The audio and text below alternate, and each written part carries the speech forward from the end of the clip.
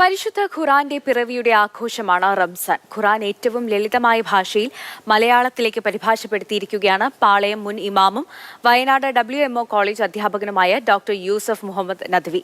സത്യത്തിന്റെയും നീതിയുടെയും സമാധാനത്തിന്റെയും വഴിയിൽ ജീവിക്കാനാണ് ഖുറാൻ പഠിപ്പിക്കുന്നത് എന്നും അദ്ദേഹം പറയുന്നു.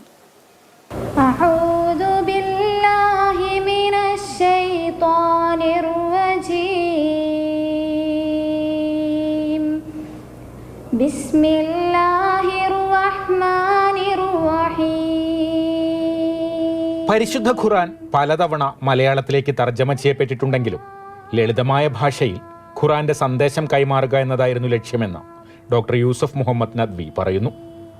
വിശുദ്ധ ഗ്രന്ഥം തർജ്ജമ ചെയ്യുമ്പോൾ ദൈവത്തോട് നേരിട്ട് സംവദിക്കുന്നത് പോലെയാണ് അനുഭവപ്പെട്ടത്. ഇത് പ്രപഞ്ചനാഥൻ്റെ വചനങ്ങളാണ്.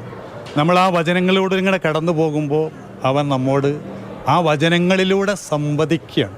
ഖുറാന്റെ പിറവിയാണ് റംസാനെ വിശുദ്ധ മാസമാക്കിയത്. റംസാനിലൊരു രാത്രിയുണ്ട്, ലൈലത്തുൽ ഖദ്ർ എന്നാണ് അതിൻ്റെ പേര്, നിർണായക രാത്രി എന്ന്.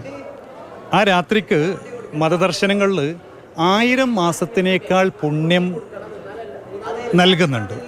ആ പുണ്യമുണ്ടാകാൻ കാരണം ആ രാത്രിയിൽ ഖുർആൻ അവതരിച്ചു എന്നതാണ്. ഖുറാൻ പാരായണം ചെയ്യുന്നതോടൊപ്പം ആശയം മനസ്സിലാക്കാനും സാധിക്കുന്ന തരത്തിലാണ് വിശുദ്ധ ഖുറാൻ മലയാള സാരം ക്രമപ്പെടുത്തിയിട്ടുള്ളത്. ഇടതുഭാഗത്തെ പേജുകളിൽ വചനങ്ങളുടെ അർത്ഥം ലളിതമായ ഭാഷയിൽ നൽകിയിരിക്കുന്നു. എല്ലാ മനുഷ്യരോടും നന്മയുടെ പാഠങ്ങളാണ്, സന്ദേശങ്ങളാണ് ഖുർആന് പറയാനുള്ളത്.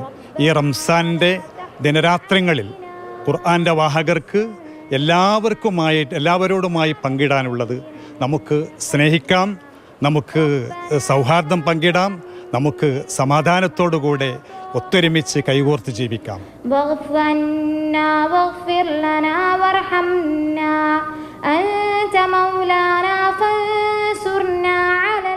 മാതൃഭൂമി ന്യൂസ്, വയനാട്.